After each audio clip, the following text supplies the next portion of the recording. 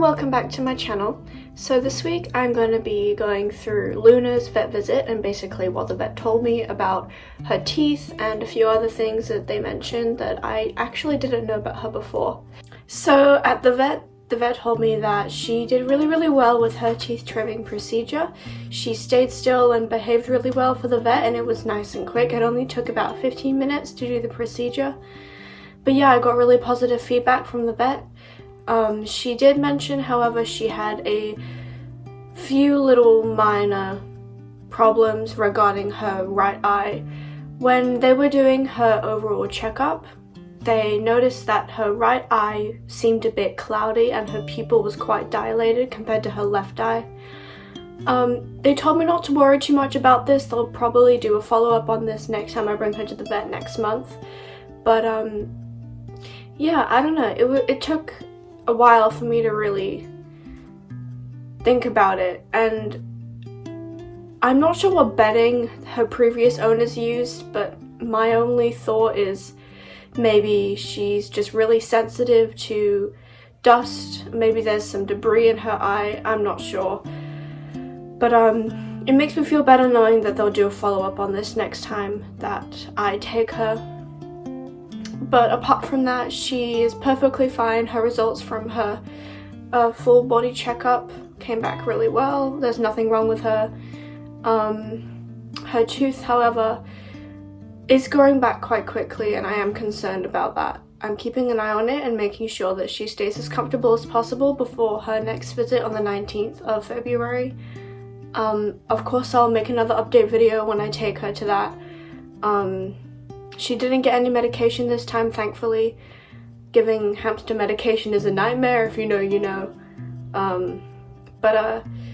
Yeah, she's still eating really well. I'm a bit concerned about her water intake. I did mention that to the vet and she told me to keep an eye on it, and if she stops drinking completely, to take her back. So I'm keeping an eye on that.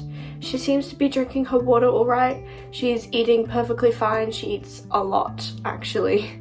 So that's all perfectly normal, and I'm super happy about that.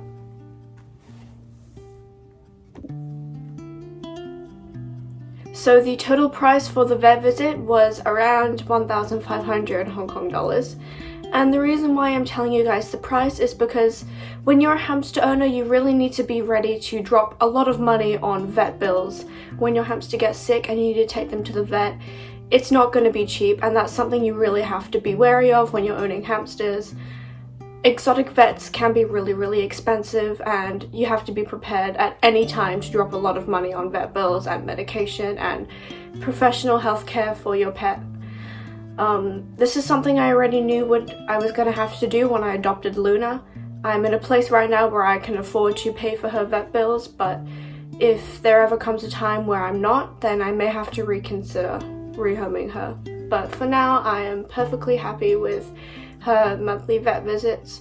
I'm confident that I can afford them right now.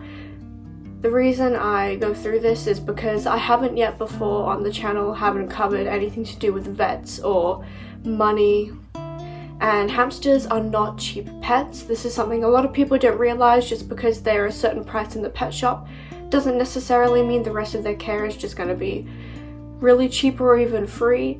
You have to spend a lot of money on equipment, food, all of that good stuff to ensure that they're healthy and they have a good life. If you're not doing that, then I really don't think a hamster is the right pet for you.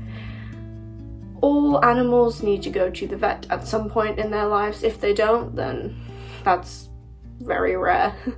But yeah, vets can be expensive, and if that's not something you're willing to do, then I wouldn't recommend getting a pet or even a hamster in general.